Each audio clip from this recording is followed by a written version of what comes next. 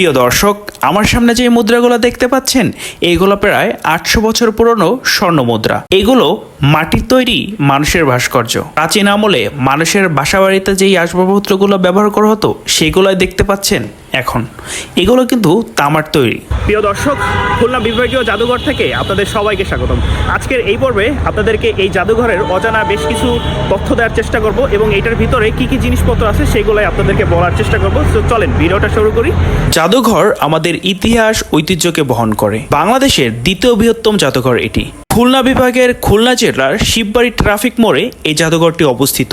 মাত্র 20 টাকা entry fee দিয়ে আপনারা কিন্তু এই জাদুঘরের ভিতরে প্রবেশ করতে পারবেন। প্রবেশের প্রথমেই আপনারা একটা ঢেকি দেখতে পারবেন, যেটি আমাদের প্রাচীন আমলে ব্যবহার করা হতো ধান ভানা অথবা চাল গুঁড়া করার ক্ষেত্রে। প্রযুক্তির এই আমলে এই ঢেকি এখন আর দেখা যায় না। চলেন আপনাদেরকে নিয়ে ভিতরে প্রবেশ করি এবং এই জাদুঘর সম্পর্কে আরও ডিটেলসে জানার চেষ্টা করি। ভিতরে আপনারা যখন প্রবেশ করবেন তখন বঙ্গবন্ধুর এই 7ই মার্চের সেই ভাষণের দৃশ্যটা আপনারা দেখতে পারবেন। প্রিয় দর্শক, এইখানে পোড়ামাটির যে ফলক আছে সেটা আপনাদের দেখানোর ট্রাই করতেছি। তো এইটা হচ্ছে পোড়ামাটির সেই ফলকগুলো, এবং এই পাশেও একটা আছে এবং এই পাশেও একটা। তো আমার কাছে বেশ ভালো লাগতেছে। ছোটোবেলা থেকেই যেহেতু ইতিহাস ঐতিহ্যের প্রতি বেশি আগ্রহ ছিল আমার, তো এই জাদুঘর আসতে পেরে আমার আরও বেশি ভালো লাগতেছে। উপরে হয়তোবা আরও বেশ কিছু জিনিসপত্র আপনাদেরকে আমি দেখাতে পারবো, যেগুলো আপনারা আসলে দেখে অনেক কিছু জানতে পারবেন, অনেক কিছুই আপনারা বুঝতে পারবেন যে খুলনা বিভাগীয় জাদুঘরে অনেক ধরনের জিনিসপত্রই রয়েছে যেগুলো আমাদের অজানা। তো বেশ ভালো লাগবে আপনাদের। চলুন আপনাদেরকে নিয়ে আমরা উপরে প্রবেশ করি। তো উপরে যাওয়ার সময় আপনারা এখানে দেখতে পাচ্ছেন যে বীরশ্রেষ্ঠ মহিউদ্দিন জাহাঙ্গীরের ছবি, এরপরে বীরশ্রেষ্ঠ মতিউর রহমানের ছবি, বীরশ্রেষ্ঠ রুহুল আমিনের ছবি। তো প্রত্যেকটা বীরশ্রেষ্ঠের ছবি দিয়েই এই সিঁড়িতে আপনারা যখন উঠতে থাকবেন প্রত্যেকটা বীরশ্রেষ্ঠের ছবি দেখতে পারবেন, সাথে তাদের নাম। এইটা হচ্ছে বীরশ্রেষ্ঠ মোহাম্মদ হামিদুর রহমানের ছবি। তো এর পরবর্তীতে আপনারা কিন্তু এইখানে পাকিস্তান হানাদার বাহিনীর যে গণহত্যার যে চিত্রগুলো এইখানে আপনারা দেখতে পাবেন, যে মানুষগুলোকে তারা কীভাবে, এবং সেইগুলোর চিত্রই এখানে রয়েছে। প্রত্যেকটা চিত্রতে লেখা রয়েছে। এটা একটা দেখেন, রায়ের বাজার বদ্ধভূমিতে অজ্ঞাত বুদ্ধিজীবীদের লাশ।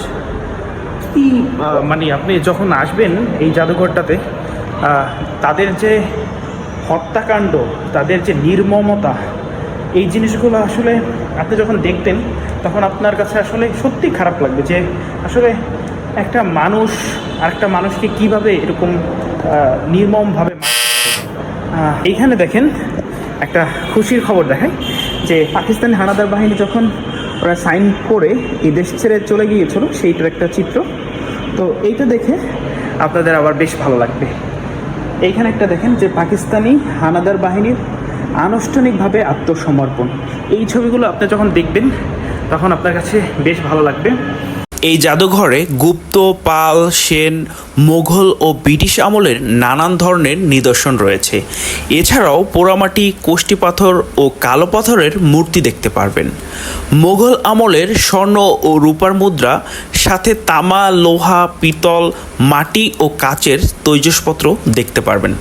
প্রিয় দর্শক, জাদুঘরের ভিতরে ফিল্ম করা নিষিদ্ধ ছিল। আমার জানা নেই যে বিশ্বের সমস্ত দেশে ভিডিও করা গেলেও বাংলাদেশে কেন নিষিদ্ধ। আপনাদের যদি জানা থাকে যে ফিল্ম করা জাদুঘরের ভিতরে নিষিদ্ধ কেন, অবশ্যই কমেন্টস করে জানাবেন। এই জাদুঘরের অন্যতম আকর্ষণ হলো যশোরের ভারত ভয়না ও বাগেরহাটের খানজাহান আলীর বেশ কিছু দুর্লভ নিদর্শন রয়েছে এই জাদুঘরটিতে। খুলনা বিভাগীয় জাদুঘরটি বাংলাদেশের প্রত্নতত্ত্ব অধিদপ্তরের তত্ত্বাবধানে রয়েছে। সাপ্তাহিক রবিবার এই জাদুঘরটি বন্ধ রাখা হয়। এছাড়াও সরকারি ছুটির দিনগুলোতেও জাদুঘরটি বন্ধ থাকে। আপনাদের বোঝার স্বার্থে জাদুঘরের পরিদর্শনের বেশ কিছু সময়সূচি আপনাদের সামনে দিয়ে রাখলাম। প্রিয় দর্শক, আমার এই চ্যানেলের কন্টেন্টগুলো যদি আপনাদের ভালো লেগে থাকে সেক্ষেত্রে আমার চ্যানেলটি এবং পেজটি ফলো দিয়ে পাশে থাকবেন। Thank you so much for watching this video.